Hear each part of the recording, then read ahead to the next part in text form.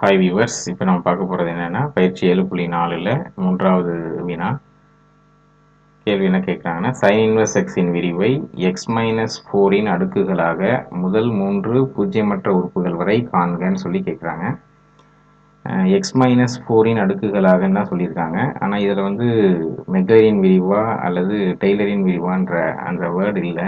x-4 அப்படின்னா இது பார்த்தீங்கன்னா x-a அடுக்குகள் அப்படின்ற மாதிரி மீனிங் வருது. நமக்கு தெரியும் எதில் x-aங்கிற டேர்மில் இருக்குதுன்னு பார்த்தா டெய்லரின் விரிவில் தான். பாருங்கள், f of x equal to f of a plus f dash of a by 1 factorial x minus a plus fn of a by etc. fn of a by n factorial into x minus a whole power n அப்படின்னு x equal to a என்ற புள்ளியில் நம்ம டெய்லரின் விரிவு எழுதினோம்னா நம்மளுக்கு x minus a அடுக்குகளாக நம்ம தொடர்வரிசை எழுத முடியும். அதனால் அவங்க x minus pi by 4ன்னு கேட்டதுனால நம்ம எந்த புள்ளியில் கண்டுபிடிக்கணும்னா pi by 4ங்கிற புள்ளியில் நம்ம டெய்லரின் விரிவை கண்டுபிடிக்கணும். அப்போ நம்ம இந்த வினாவுக்கு நம்ம கண்டுபிடிக்க வேண்டியது என்ன அப்படின்னா டெய்லரின் விரிவு x equal to pi by 4 அப்படிங்கிற புள்ளியில். பாருங்கள், இப்போ இது எப்படி ஆன்சர் பண்ணுறதுன்னு பார்ப்போம். f of x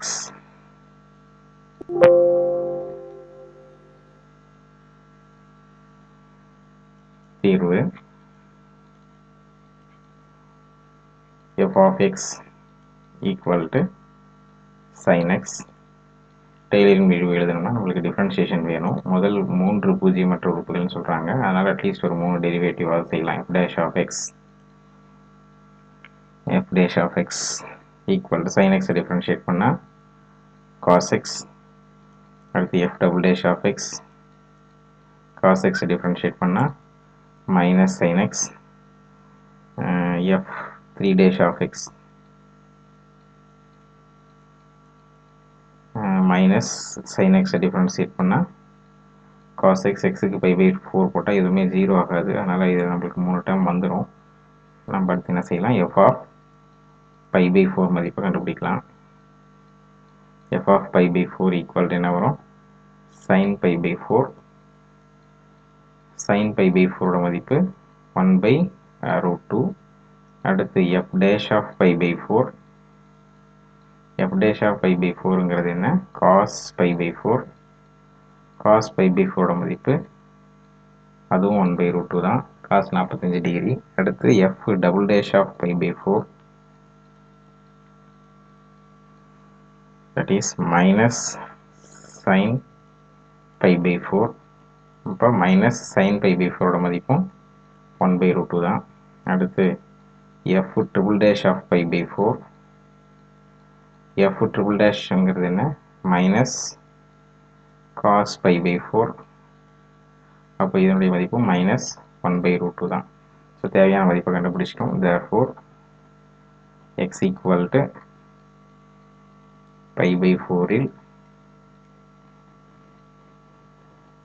டெய்லரின் விரிவு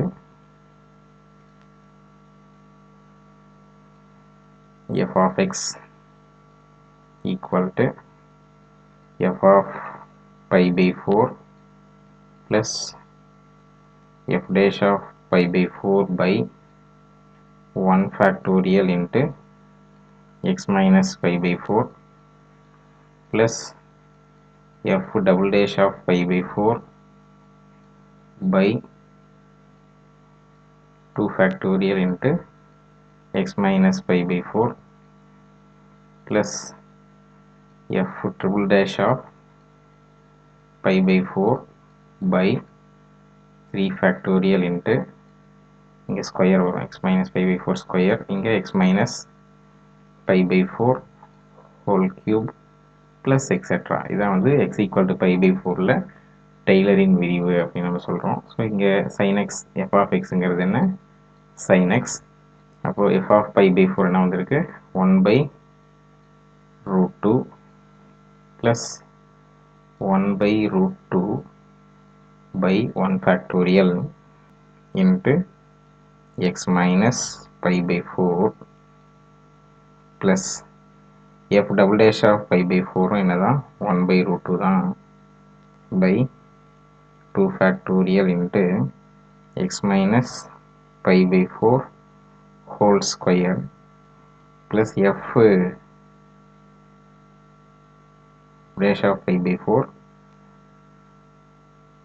f double dash of pi by 4 f double dash of pi by 4 வந்து minus 1 by root 2. அடுத்து f triple dash of pi by 4 அதுவும் minus 1 by root 2 தான். minus 1 by root 2 by 3 factorial into x minus pi by 4 whole cube plus etc. இது அப்படியே expand ஆகிட்டே போகும். எல்லா டேர்ம்லையும் பார்த்தீங்கன்னா நம்மளுக்கு 1 by root 2ங்கிற டேர்ம் அப்படியே இருக்குது. அதனால் நம்ம 1 by root 2 அப்படிங்கிற டேர்மை மட்டும் காமனாக வெளியே எடுத்துடலாம். 1 by root 2 எடுத்துட்டோம்னா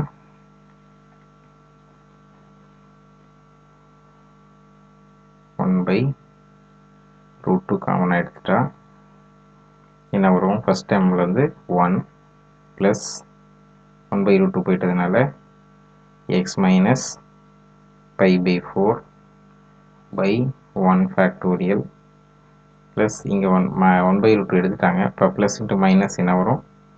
minus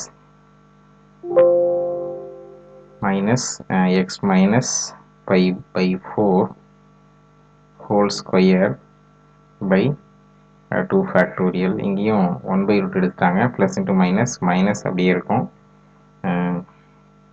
x minus pi by 4 whole cube by 3 factorial plus etc. இது அப்படியே போயிட்டே இருக்கும். இதுதான் வந்து sin x ஓட டெய்லரின் விரிவு அப்படின்னு நம்ம சொல்லலாம்.